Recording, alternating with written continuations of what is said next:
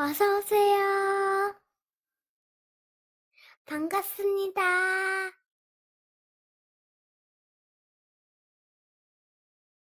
안녕하세요. 저는 30대 중반 가정주부입니다. 남편은 얼마 전 해외 지사로 발령 나게 되면서 현재 떨어져 지내고 있습니다. 아이도 없어서 같이 따라서 갈까도 생각했지만 1년 정도만 있다가 돌아오는 것이고 하고 있던 가게도 있었기에 저는 그대로 지내게 되었습니다. 그런데 얼마 전부터 엄마가 자주 병원에 가시는 것 같더니 결국 암이라는 것이었습니다. 그래도 요즘은 의술이 좋아져서 초기에 발견하면 완치율이 높다고 하기에 희망을 가지고 치료만 잘 받으라고 하였지만 병원비 등을 어떻게 감당해야 될지 모르시겠다면 한 걱정이셨습니다. 자식은 저 혼자뿐입니다. 그래서 제가 도와드려야 하는데 지금도 이미 너무나 많이 도와준 상황입니다. 전세의 작은 아파트이긴 하지만 지내질 수 있는 집도 해드렸고 엄마의 개인적인 빚도 다 갚아드렸습니다. 그 외에도 많은 것들을 해드렸는데 엄마의 병원비마저 남편에게 말해서 부담을 주고 싶지 않았습니다. 아직 아이를 못 가진 이유 중에 엄마한테 많은 돈이 들어가다 보니 경제적으로 아직 아이를 낳는 것이 부담이 되는 것도 있습니다. 이런 상황이기에 제 스스로 해결할 수밖에 없었습니다. 남편에게는 저녁에 심심하기도 하고 답답하기도 해서 쿠팡 새벽 배송을 한다고 거짓말을 하고 노래방에 도우미로 나가기 시작했습니다. 새벽까지 술도 마시면서 있다 보니 몸도 힘들고 속도 망가지기 시작했습니다. 그날도 어김없이 저녁에 노래방으로 출근을 하였습니다. 손님이 오셔서 룸으로 들어갔는데 시아버님이 계신 것이었습니다. 친구분들과 오신 것이었습니다. 시선을 피하고 모르는 척하면서 그 방을 조용히 빠져나왔지만 시아버지도 같이 따라서 나오셨습니다. 그러면서 이야기를 하자며 저를 데리고 나가셨습니다. 그렇게 시댁으로 가게 되었습니다. 엄마의 병원비 등 모든 상황을 말씀을 드렸고 남편에게 부끄러운 일은 하지 않았다며 믿어달라고 말씀을 드렸습니다. 시아버지는 그런 일이 있으면 말을 해야지 그러시면서 부족한 금액은 보태줄 테니 노래방에서 그만 일하라고 하시는 것이었습니다. 그날 이후로 저는 노래방 도우미를 그만두었고 가게에만 전념하면서 열심히 일하였습니다. 또한 시아버지께서도 매일매일 가게로 오셨습니다. 혼자서 밥 먹으면 입맛도 없고 며느리 가게 매출도 올려줄 겸 식사하시려 오셨다가 오후에는 이것저것 일들을 도와주셨고 배달을 다녀올 수 있게 가게도 봐주시고 급한 물건들도 사다 주셨습니다. 그렇게 저녁 장사까지 끝내고서는 집으로 돌아가셨습니다. 젊은 저도 암하던 일을 하면 힘든 법인데 시아버지가 안 힘들고 안 아프면 거짓말이기에 쉬는 날에 백숙을 해드리려 시댁을 찾아갔더니 시름시름 앓고 계셨습니다. 이제 가게 나오지 마시라고 말씀을 드렸더니 얼굴도 보고 밥도 먹고 운동 삼아 일도 도와주려 가는 거니까 신경 쓰지 말라고는 하셨지만 얼굴은 많이 힘들어 보이셨습니다. 게다가 시댁에서 가게까지 대중교통으로 1시간이 넘는 거리이기에 더 힘드셨을 겁니다. 한 고집하시는 시아버지를 말리지 못하고 백숙만 해서 같이 먹고 집으로 돌아왔습니다.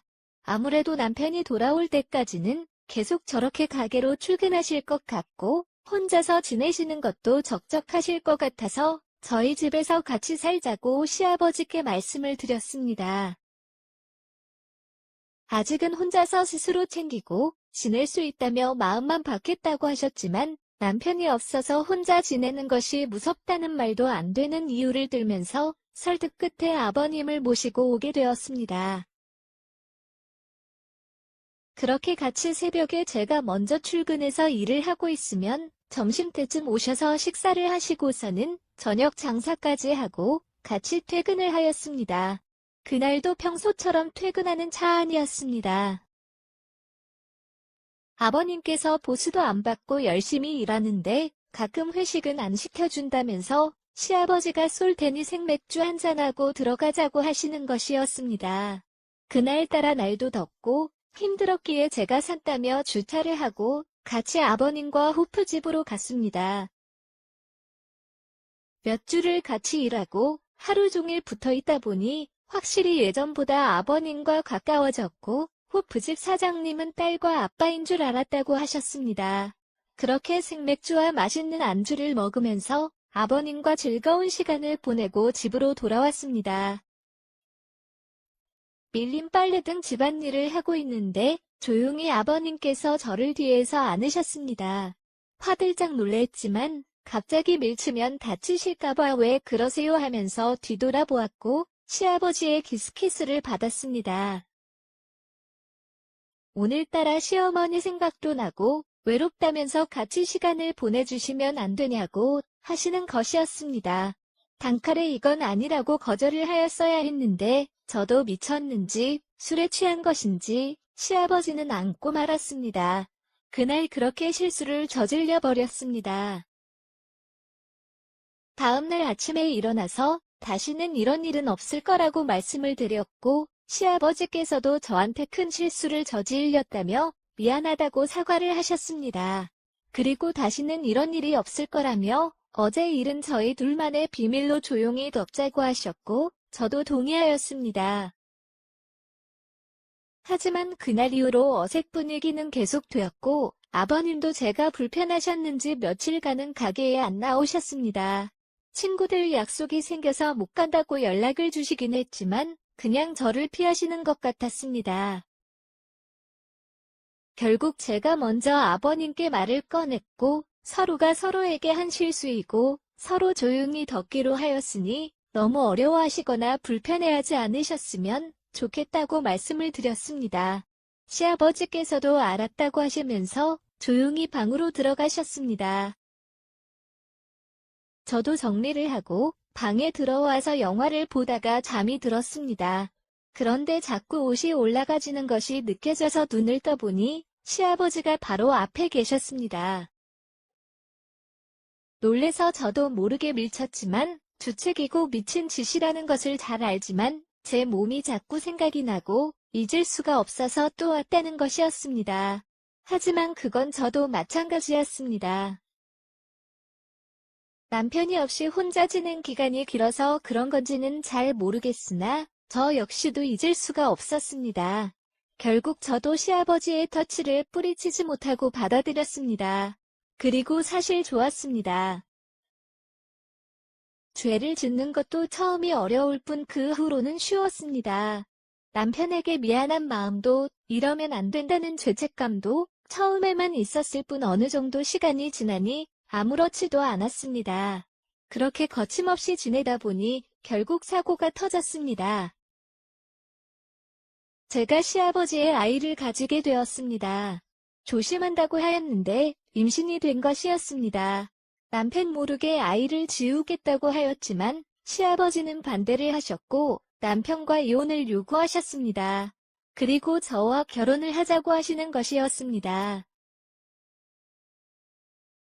저도 시아버지의 그런 마음을 어느 정도 눈치를 채고 있었지만 그래도 제가 며느리이기에 거기까지는 안 갈 거라고 생각했는데 결국 터지지 말아야 할 것이 터져버렸습니다. 저에게 충분하게 생각할 시간을 주신다고 하셨지만 며칠이 지나서 남편에게 있었던 모든 일들을 이야기하셨습니다. 남편에게 전화가 왔고 내일 한국으로 돌아갈 테니 당장 아기를 지울 준비하고 있으라고 소리쳤습니다. 그러면서 아무리 외로웠어도 다른 남자랑 바람을 피웠어야지 왜 하필 시아버지랑 바람을 피면 어떡하냐면서 모든 것을 덮어줄 테니 마음의 정리를 하라는 것이었습니다. 하지만 저도 이제 남편보다 시아버지에게 더 마음이 갑니다. 그래서 솔직하게 제 마음을 남편에게 이야기를 하였더니 정말 모두 다 미쳤다면서 전화를 끊었습니다. 아내 뱃속에 있는 아기가 내 자식이 아니라 배 다른 동생이고 아내가 새엄마로 된다는 것이 말이 되냐며 장문의 메시지를 보냈지만 저에게는 이미 의미 없는 내용들이었습니다. 시아버지는 남편에게 너무 미안하게 되었다며 이해해달라고 하였지만 현재까지 아무것도 진행되지 못하고 연락도 되지 않습니다. 그저 뱃속의 아이만 하루가 다르게 커가고 있습니다. 욕먹을 각오하고 답답한 마음을 풀어봅니다. 감사합니다. 구독과 좋아요 꾹꾹 눌러주세요. 꾹꾹. 알림 설정도 꾹꾹 눌러주세요.